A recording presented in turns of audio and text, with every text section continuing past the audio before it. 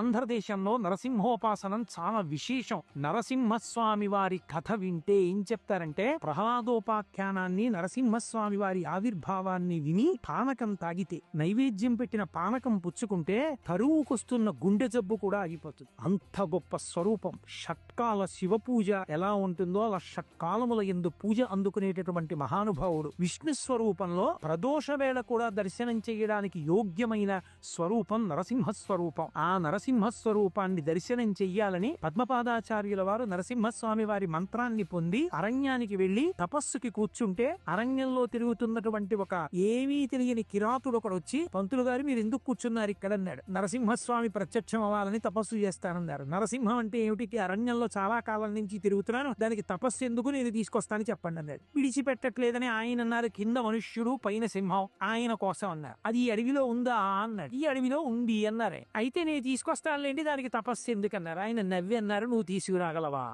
రేపు రాత్రిలోగా తీసుకురాకపోతే నా ప్రాణాలు విడిచేస్తాను పంతులు గారు, సరేనా?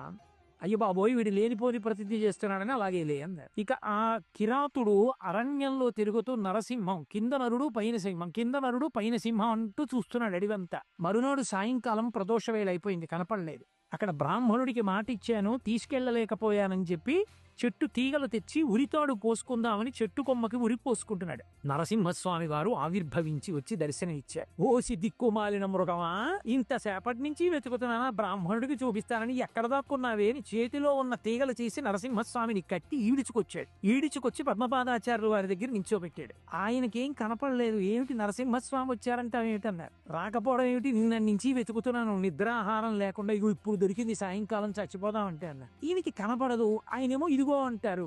అప్పుడు ఆయన కనపడలేదు, మాట వినపడింది పద్మపాదాచార్యుల వారికి. కొన్ని కోట్ల జన్మలు తపస్సు చేస్తే ఎంత దృష్టి కేంద్రీకరణతో చెయ్యాలో అంత దృష్టి కేంద్రీకరణతో నిన్నటి నుంచి ఇవాళ సాయంకాలం వరకు కింద నరుడు పైన సింహం, కింద నరుడు పైన సింహం అంటూ వెతికాడు. అతని తపస్సుకి మిచ్చి ప్రత్యక్షమయ్యాను. నీకంత తపస్సు లేదు, కనపడను. కానీ నన్ను నీకోసం తీసుకొచ్చాడు కాబట్టి ఒక వరం ఇస్తున్నాను, సంతతము నీ వెంట ఉండి నీకు అవసరమైనప్పుడు రక్ష చేస్తానన్నారు.